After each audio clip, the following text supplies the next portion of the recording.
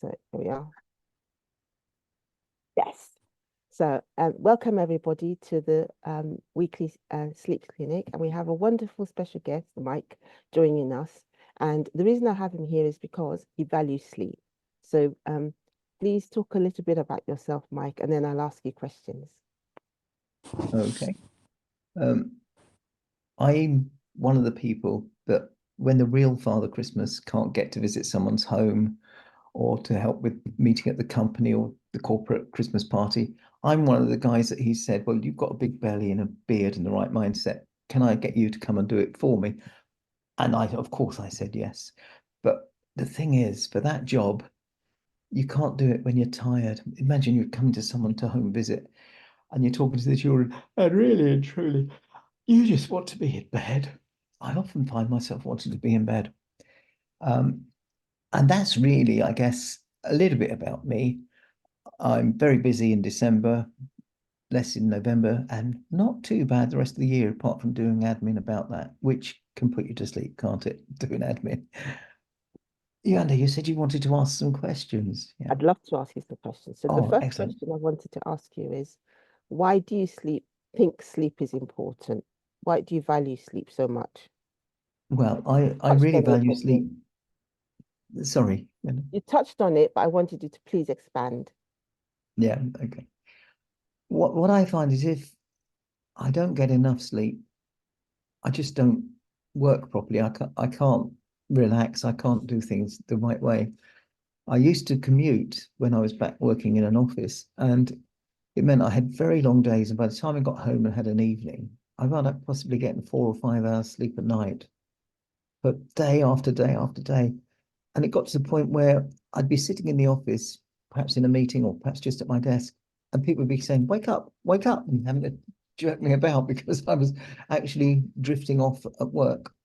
And it got to the point where the guy who sat opposite me had got the central tube out of a roll of wrapping paper and would reach across our desk and whack me on the head to make me wake up.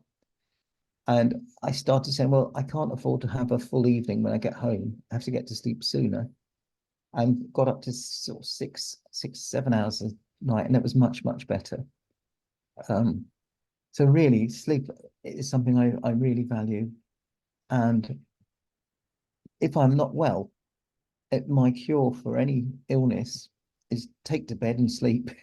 Yeah, I can sleep the clock round and come out the end of it feeling a lot better. Brilliant. Fantastic. Wonderful. So, if you could, were there times when you couldn't sleep in the night?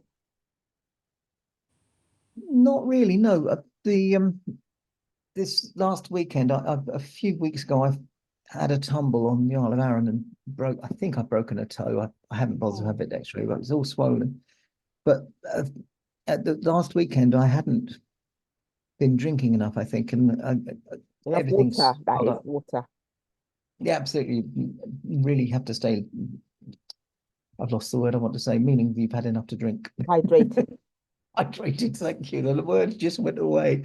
Um, yeah, and I think I couldn't have been drinking enough, and I got gout in the base of the big toe that I think I might have broken when I fell, and I was in real pain. All I did with it was I took a couple of paracetamol, went to bed, took so the weight was off my foot, and then just stayed in bed the next day, drinking water and only getting up to go to the toilet and just keep falling back to sleep. And that was through Saturday because Friday night it started. And by Sunday, I was able to get up and try to keep my foot elevated as much as I could.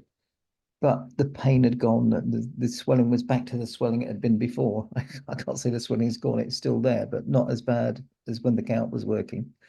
And to me, sleep is a great medicine to cope with that type of thing.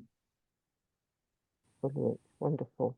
So one of the things we discussed was that if you're in pain, you may not be able to sleep. But what happened was that you actually rested. So you rested, which enabled you to sleep. And the times you couldn't actually sleep, you kind of rested, and then you were able to drift into sleep. Yes. Yeah. Yes, that's something my dad always used to say to me. If you're in bed, you're in bed. If you can't sleep, just rest. Try and relax and let your mind run away on other things. And that's actually what I do to get to sleep. Yes. I sort of picture a scenario. It used to be I was in the crow's nest on a pirate ship. I don't know and then you put yourself in this scenario and think about things there, and it takes you, if you've got thoughts racing through your mind, it takes you away from that. And currently and I don't know why it's like this, but I'm up a mountain and down below me there's a crevice and a couple of planks going across it. And for some reason, I'm up at the top of the mountain and I've got a rifle. I don't know why. And then I put myself there, and before I know it, it's the next morning Brilliant. because I've just drifted off to sleep. So I you're think this using thing, imagination and visualization. yeah, and move into that what will become the Oh, basis God. for a dream, I guess. Then it just takes you, if you've got bills and activities all scudding through your head, just that little step away from it seems to help make it much easier to get to sleep. Fantastic. I'm really pleased about that. So we've got some things in the chat. We've got a lady called Joanne Church. I'm Joanne. The reason I am on this call is because I'm very anxious and upset. Put in a lot of work into my college course and I'm going to fail it. So Joanne, we're actually recording this call. Is that okay or not? Okay. So the thing is that you've worked very hard and you put in a lot of work, but you will have another chance to take it, wouldn't you, in the future, hopefully. So that's the kind of thing you need to find out whether you can take the course in the future. So you sit with this disappointment and anxiety and but you don't dwell on it and you look for the positives. So you've worked very hard, which is excellent. You put in a lot of effort, which is excellent. You've learned something, which is excellent. And you've taken an initiative to go to college. So there's lots and lots of positives. So let's try to focus on the positives. And um, even if you do fail it, quite often people let you take the exam again at some point in the future. So we'll look forward to a positive future where you can pass in the future. Does that help? And sometimes it's good to write down your thoughts as well and write down. So one of the things that really helps is write down 5 things you're grateful for. And if you can write that down, that takes your mind off the negatives and the anxiety, and then you look for the positives. So I try to Mm. give you 5 things like, you've worked hard, you've taken initiative, you've learned a lot, you've gone and done something really good to help people, and you've taken the exam and you've learned from it. So at least 5 good things have come from that, and well done. We can all give you a clap for all your hard work. Well done, Joanne. Brilliant. Fantastic. So, And uh, as you say, even without the qualification, yeah. Joanne, you'll have acquired a lot of knowledge which you'll find useful even without the qualification, I would Yeah. think. Yeah. Yeah, and there's a lot of transferable skills as well that you have in hard work, dedication, focus. There's a lot of things that you can take from it and use in other parts of your life. So it's very, very positive. Well done. And some of us aren't very good at exams either. So maybe some of us can improve on our exam techniques and the way we're assessed. Those are the things that we always have things to improve on. I've got a lot of things to improve on. Right, so we've got someone here, and she has to have a sleeping tablet every night, and she has Parkinson's disease. So one of the things I find when in my talking to people is if we can't sleep, we'll rest. So we're putting effort into resting. So a couple of things with that is we're breathing slowly and comfortably, and that kind of kicks in our parasympathetic nervous system, which comes in once we've slept, and it brings in healing and detoxing. And also, what we do is sometimes, if we can, is we kind of flop and we relax. So we're putting effort into relaxation. So relaxation by breathing and physical relaxation are very important for our wellness. So if we put effort into those 2 things, I'm finding that a lot of people gain from that, putting effort into resting and relaxation. And also things like listening to positive music to relax us, that helps. or listening to, for my husband, for instance, at night, he puts this thing around his eyes and then it sends kind of audiobooks in, and he finds that that drifts him and he sleeps. So doing things that helps us to relax are really important. So it could be music, could be sounds, it could be reading before bedtime. Even you were saying, Mike, weren't you, about reading before bedtime? It's really good, isn't it? Yes, I find a really half an hour or so before going to sleep, having gone to bed, don't not using screens at all, not looking at the phone, not looking at computers, but reading a book, a proper physical book, rather than this is, I think, the one case where the Yeah, Kindle falls down. yeah, It's just it helps you to relax. yeah. Um, and of course, with children as well, if your children have trouble sleeping, reading a book with them at night, telling a story is great, but reading a book is also great because it's taken their minds away from whatever their own problems might be.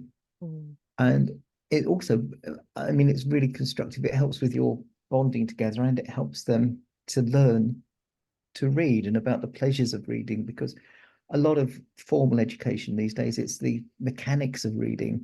mm. Whereas if they hear a parent reading a book and sort of it helps them to identify the different characters, the different ways we can use language. Yeah, Sorry, I put on a bit of a hobby horse there, very good. but I it think does it's help them sleep definitely, as well. yeah, sleep, Yeah. reading is good. Um, for us to help us as well. So one of the things I want people to do, and I do as well, is try and have a good sleep to bed connection. So there's only a few things I do in bed, which is sleep, rest, relax, and obviously be intimate. But people don't shouldn't take their phone into bed with them. They shouldn't take their laptop into bed with them. If they take a book to bed with them, it should be one of those books that helps them relax. So I prefer, ideally speaking, for people to maybe read on a nice sofa and then go to bed. But some people say, so if they take a book to bed with them, it helps them to actually sleep and rest and relax. So you need to make the best decision for yourselves. It's really important to do that, to try and decide, is this going to help me to actually fall asleep? Or is it going to keep me awake? So we want to do something that's going to help us fall asleep, not keep us awake. So sound healing sessions are quite good as well, aren't they? Because they help you fall asleep. That's brilliant. Um, um, so bedtime routine is also very good because we've got Christine saying that it's very important to have a good best bedtime routine, but no motivation to improve it. So yes, being so Christine, you can come back next week and let us know how you got on because one of the things that's really good because we're creatures of habits, we should try if we can to have a bedtime routine.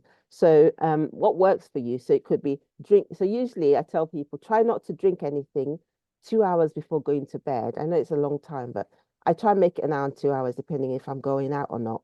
And then also do some things like move a bit slower. Um, also like maybe have a bath if you've got time or wash, brush the teeth. So all the things that you're that signaling to your brain that you're going to bed. I usually put moisturizer on my feet. I dim the light. So things that kind of really working for you should be able to have a nice calm time for all of us to go to bed and relax and rest. So it's very important to us to find the motivation to improve it is I find that I tend to be calmer and then I'm signaling to my brain that this is bedtime and then I'm more ready to actually fall asleep quicker. That's my motivation when I have a good routine and I implement it. Brilliant. So I'm having a look if we have any more things in the does anyone want to say anything else? Sorry, I must get the door again. I'm sorry, Joanne, I haven't been made co-host, otherwise I could turn on your volume. I was just going to add on what Yewande said. I've just ordered some of her joint balm for my wife Sue, who gets arthritis. And I think it'd be really good if we can make that part of our bedtime routine that I rub the balm onto her hand.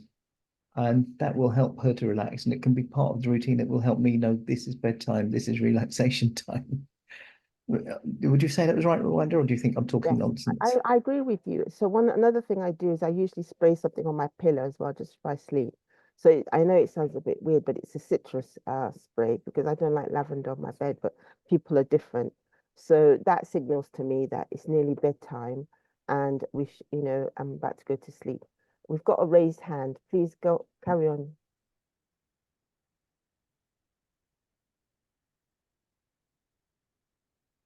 Carry on, Joanne. You raised. I was just gonna ask you, um, I'm going through the perimenopause, and I just feel a lot of the times during the day I feel tired all the time, Yeah, and I tried putting like sleep spray mist on my pillow, but I haven't had much help from my doctor, and I was just wondering if there's anything like, and I'm trying not to put my laptop or my phones by my bed when I'm sleeping. Is there anything else you can recommend? Because I'm waking up sometimes during the night as well because I'm getting the night sweats and other stuff. yeah. So it might be nice to have a nap during the day, if you're so inclined. So the nap should be either about 20 minutes or an hour and a half if you have time. 20 minutes means that you're the first, is the first part of the sleep. And then an hour and a half means that you have the whole sleep cycle. Mm. So some people say, oh, I had 40 minutes sleep and I feel tired. So it's best to do one or the other when you're having a nap. Also, what you could do is maybe get the doctor to do an iron test for you. I know they're not very helpful sometimes, but you may be able to find that you're low on iron. So that's something that can help. Maybe get them to give you iron supplements. And don't forget to put your feet up as well, and then do some you squeeze the whole body, and then you go like this and relax, and then you do comfortable deep breathing. So it's just one of those things that just keep reminding yourself that it's temporary and it will come to an end. It's not forever. Menopause and perimenopause isn't forever. It will come to an end, but we want to relax and rest through it and do our best to cope, and look after ourselves. Eat all the things we're supposed to eat, like green vegetables is good as well. Um, have enough water. When you're feeling low, ring a friend. I always tell people that even if they feel terrible, say you wake up in the middle of the night and you feel terrible, you could always ring the Samaritans. The numbers online, because sometimes we have people we need to talk about things that are really distressing us. Let's talk about it and get over it, and we'll feel better for it. Yeah, I think for the night sweats, a practical thing is if you can have a fan in your room yeah, and that just can help. throw off the duvet and have the fan on for a little while. The sound of the fan is quite like a white noise to help you get back to sleep, and it will cool you. Yeah, That's with when the heat of the summer, we quite often wind up doing that, or just having a sheet over us and a fan on, sort of with the timer set for an hour, so that it.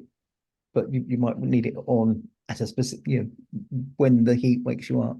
definitely. And we've got a Simba pillow, which reduces temperature, which is great as well.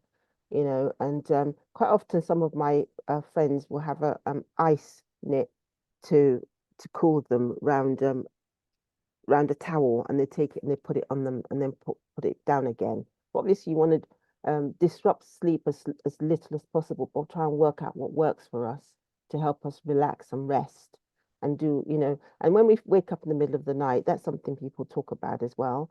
We want to go back to sleep as soon as possible. So it could be a fox, it could be noise, it could be all sorts of things. But our aim is to just try and get back to sleep as soon as possible. Even perfect people who sleep perfectly, they usually wake up for a few moments at the end of their cycle, but they go back to sleep and they don't really notice. So it usually happens 4 times a night for even normal sleepers who can sleep through the night. Do we have any other questions, comments, issues? Please, Mike, can you put your details in the chat so that people can actually get in touch with you if they want to? We've Yes, got of your course. email there. Yeah, brilliant. Yeah, I'll And pop that any in. other questions, comments?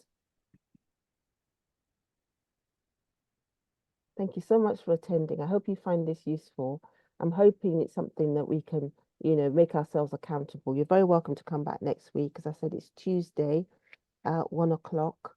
And if you want someone like me to be accountable to, you can put me a note in the chat next week. You don't have to tell everyone. It could have been a private note to say, this is how I'm getting on. One of the ladies I worked with, I asked her about her sleep, and she said that she was sleeping later and later. And then later on, I asked her, and she said, "Oh, I've realized how important my sleep is, and I'm going to take the best thing, um, and sleep on time, eat on time, do exercises." And I feel so much better because she feels so much better.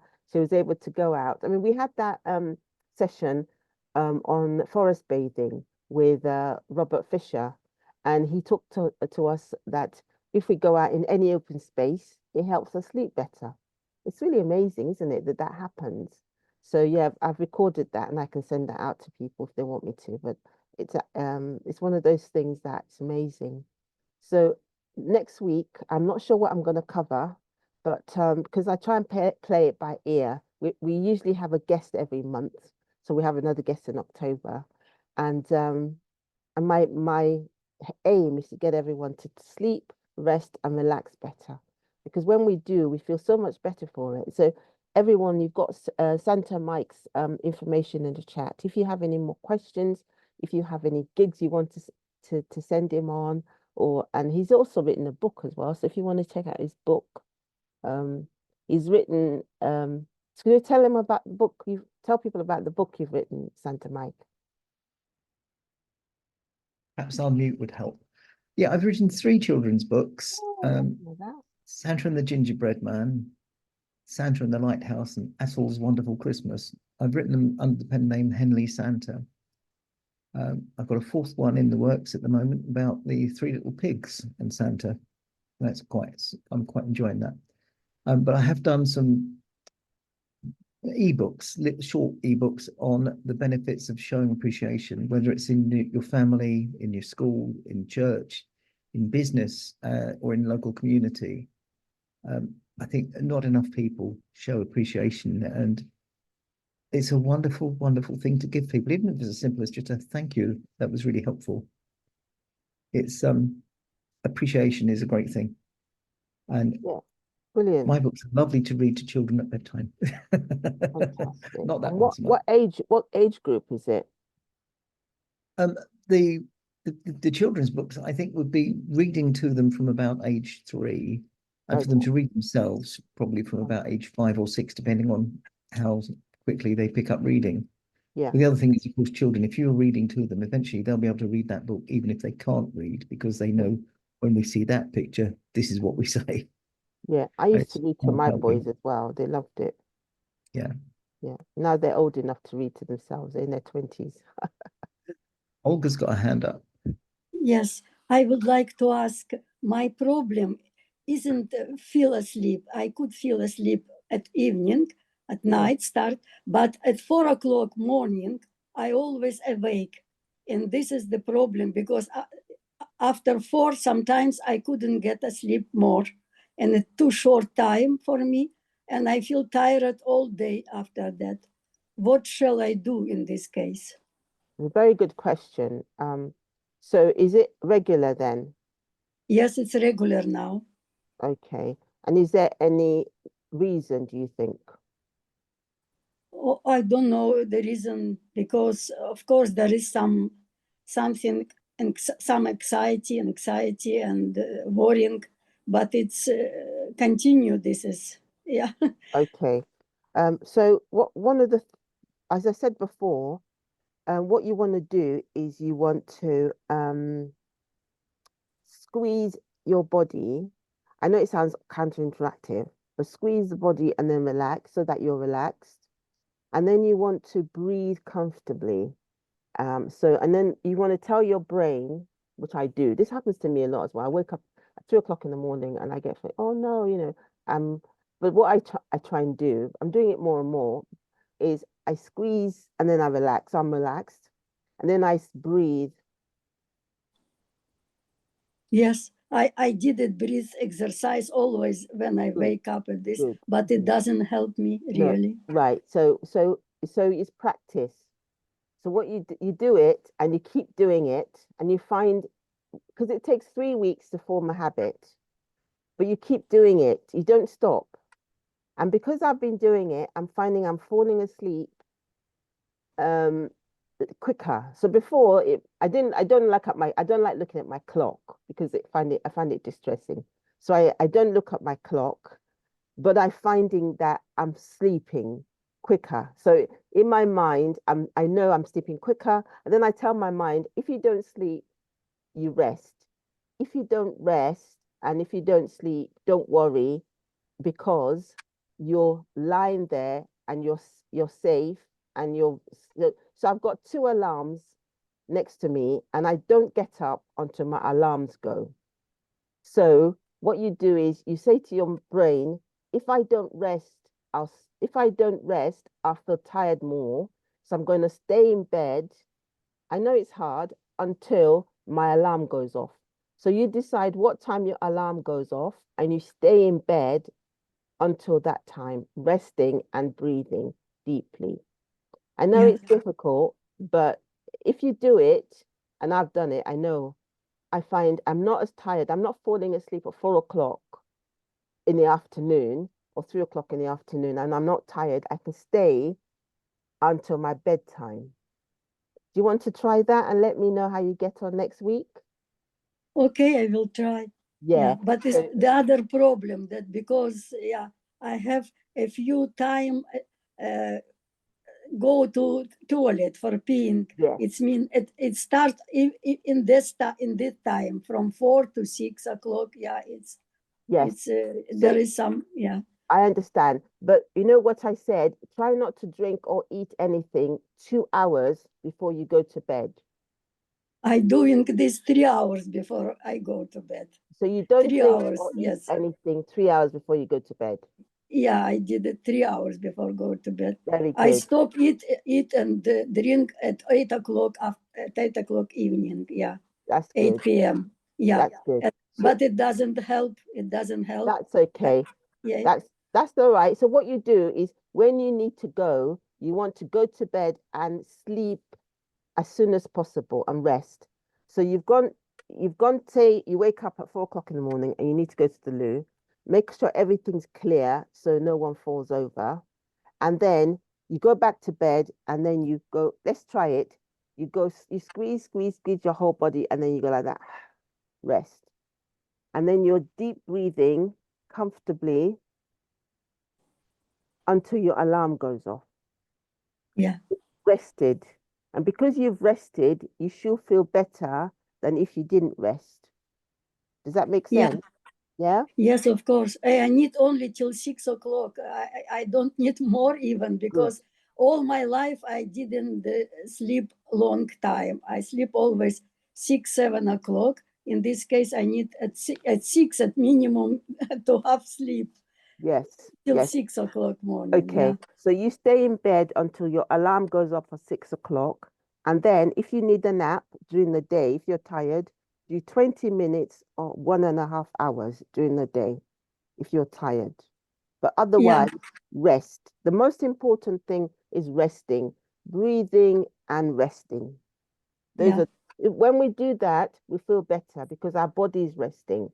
We're putting our body in a way that we're resting. I always say to people, if you can't sleep, please rest. Put effort into resting. Squeeze, release body, relax, and then breathe comfortably. Because once we breathe in comfortably, our brain will take over the breathing and it will be doing the breathing for us.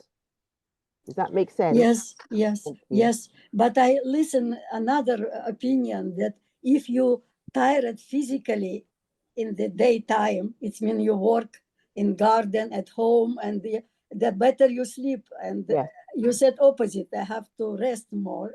No, it's good. What is It's good. If you're tired, rest, but it's good to have physical activity during the day. Definitely, definitely. But if you're tired, I'm always say, please do this physical activity safely during the day. You're safe, you move. Yes, you must do that. But I'm not being contradictory. I'm saying once you've done your physical activity and you're tired, take a nap for 20 minutes or 1.5 hours. Does that make sense? Makes sense, but I never have nap in all my life. I couldn't sleep at daytime. Fine. If you can't sleep Yes. during the day, rest at night. Okay, yeah. Yeah, not everyone can sleep during the day. Some of my family members can't sleep during the day, but they tend to go to bed a bit earlier than me. If I'm tired, I can nap, but I'm a late person. That's you sound like an early bird. You go to bed early and you rise early. Yeah, I will try. Yeah. Yeah. 10:30, I will try to go. Very Yeah. good. Very good. Yeah. Thank you very much for Thank your you. yeah Thank you. Any other advices. questions? Relaxing session. Oh, thanks, Janice. Oh, had a hip replacement. Oh, send you love and all good wishes for your recovering of your hip replacement. Oh, I wish you well. I've not had it yet, Yewande. Okay. Okay.